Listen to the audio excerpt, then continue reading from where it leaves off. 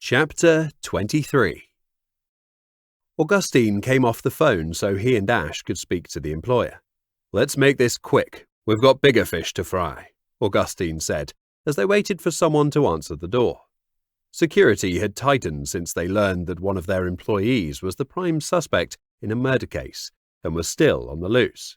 "Why? What's up?" Ash asked. "I'll tell you later," Augustine replied, as the door was opened from the inside by a leggy blonde receptionist who had slowly made her way over to the door as though her high heels and the freshly polished floor were a potential slip hazard. "I'm Jenny. You must be the detectives," she asked with a smile that looked as false as it was broad. "Yes, I'm Detective Boyle. This is Detective Planter. You can call us Augustine and Ash."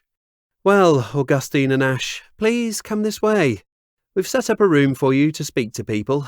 You gave me a list of the people you wanted to question. It's Marcus Bright's secretary and his line manager. Anyone else?" "At the moment, that's it. But we will let you know if there's anyone else." "Cool.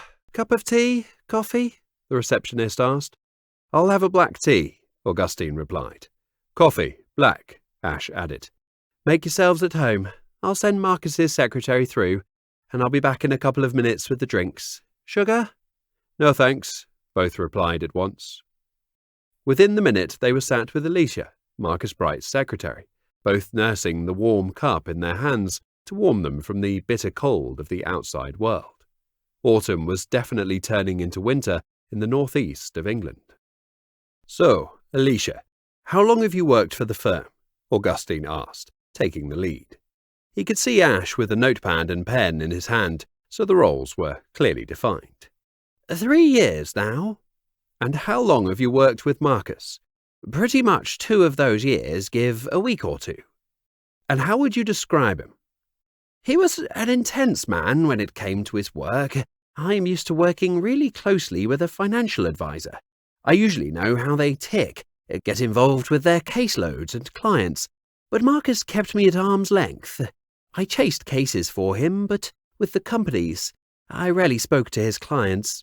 He liked to keep all of that to himself." "And do you have a good working relationship?"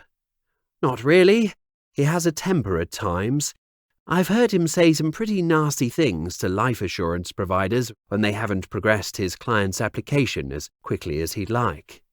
"Things like what?" Augustine asked, as he could see Ash's hand working overtime with pen and paper. "Well, he threatened to slit someone's throat once.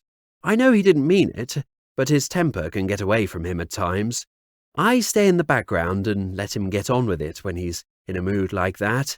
It usually takes him an hour or so to calm back down again, but he never apologizes to anyone." "So, what was he like on the morning of Wednesday the 31st of October? "Was that the last time he worked here?" "Yes, it was the last morning he was here. I understand he had an interview. How was he apart from that?" "Distracted." "Do you want to add any more? I mean, what do you mean by distracted?" "Well, he just wasn't here. Physically, he turned up late and went out for something to eat in the morning before the interview. He had cleared his diary, so there were no appointments that day. Emotionally, he was somewhere else. I've seen him distracted before, but this was a whole new level. He might as well have not been in the room." "And did he say why he was distracted?" "He didn't say a word to me all day." "Can you think of anything else we might need to know about Marcus, especially related to that morning?" No, I can't think of anything." "Well, here's my card. If you think of anything else, no matter how small, please give me a ring. If I don't answer, leave me a voicemail and I'll get back to you." "Okay, Detective, I'll do that. Thank you." "For what?" "Keeping the streets safe from people like Marcus Bright." "Oh, that's what we're here for."